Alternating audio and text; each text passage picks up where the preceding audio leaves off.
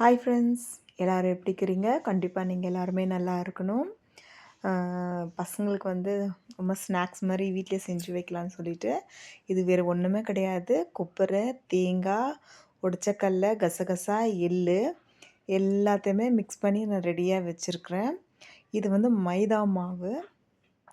Already இந்த video வந்து 2 days முன்னாடி நான் ஷார்ட்ஸில் ஷேர் பண்ணியிருப்பேன். பசங்களுக்கு வந்து டக்குன்னு அவங்க வாயை திறந்து நம்மள எதையும் கேட்க மாட்டாங்க. பட் நம்மளுக்கு டக்குன்னு ஞாபகம் வரும். பசங்களுக்கு ஒரு ஹெல்த்தியான ஃபுட்டு நம்ம கொடுக்குறோமா, இல்லை ஹெல்த்தியான ஸ்நாக்ஸ் கொடுக்குறோமா அப்படின்னு சொல்லிட்டு நான் அப்பப்போ செஞ்சுடுவோங்க பலகாரங்க. பட் இது ஃபஸ்ட்டு முறை இல்லைங்களா நான் யூடியூப்பில் ஷேர் பண்ணுறது.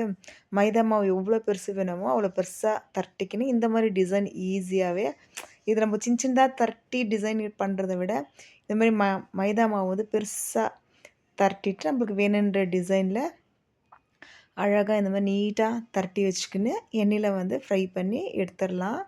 அதை பூரணாலாம் ஈஸி தான். கொப்பரையை வந்து நல்லா கிரைண்ட் பண்ணிவிடுங்க.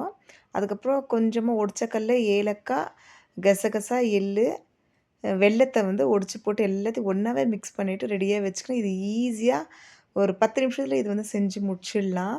ஃபஸ்ட்டு வந்து எண்ணெய் காஞ்சோன்னே ஒன்றே ஒன்று போட்டு ஃப்ரை பண்ணி பாருங்கள். ஏன்னா அது ரொம்ப ரோஸ்ட்டாகவும் ஆகக்கூடாது. அதே மாதிரி வந்து உள்ளே வந்து மாவு வந்து நல்லாவே வெந்திருக்கணும்.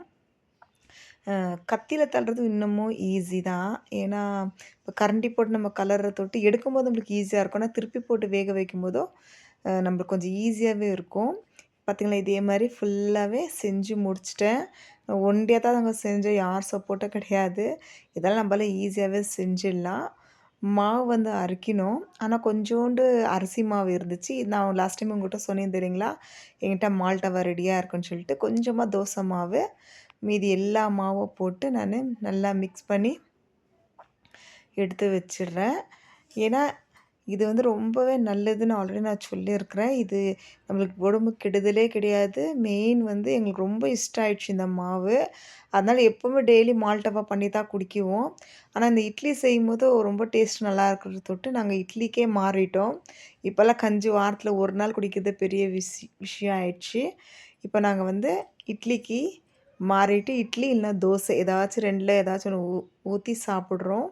இந்த மாவு வந்து எடுத்து வச்சுட்டு மீதி பழைய மாவு இருக்குது, அதை போட்டு நாங்கள் செய்ய போகிறோம். கொஞ்சம் ஹாஸ்பிட்டலுக்கு போன மாதிரி இருந்துச்சு, எனக்கு ஹெல்த்து சரியில்லை. அதுக்கு ஹாஸ்பிட்டலுக்கு போயிட்டு வந்துட்டு கொஞ்சம் கிரைண்டரில் மாவு நான் அரைச்சின்னு இருக்கிறேன். ஏன் சொன்னாங்கன்னா, உடம்புக்கு வந்து நம்மளுக்கு என்ன ப்ராப்ளம்னு எல்லாம் 40 இயர்ஸ்க்கு மேலே தான் ஃப்ரெண்ட்ஸ் வரும். 40 ப்ளஸ் இருக்கிறவங்க கண்டிப்பாக உங்களுடைய உடம்பை பார்த்துக்கோங்க. நம்மளுக்கு அந்த சின்ன வயசில் ஓடி ஓடி ஓடி ஓடி செஞ்சிருந்து 40 வயசுக்கு அப்புறம் தான் எலும்பு தேய்மானம், அதுக்கப்புறம் படபடன்னு உடம்பை கை காலெல்லாம் உதறது, பசி எடுக்கிறது, வயிறு நோய் வர்றது, விடாமல் தலைவலி வர்றது. நம்ம தலைவலி வந்தோன்னே ஒரு மாத்திரை போட்டுன்னு தூங்கிடுறோம் ஃப்ரெண்ட்ஸ். அப்படிலாம் பண்ணாதீங்க. ஹாஸ்பிட்டலுக்கு செக் பண்ணுறதுக்கு போங்க. இது வந்து காத்தால வந்து நாஸ்டா செஞ்சு வச்சுட்டு இருந்து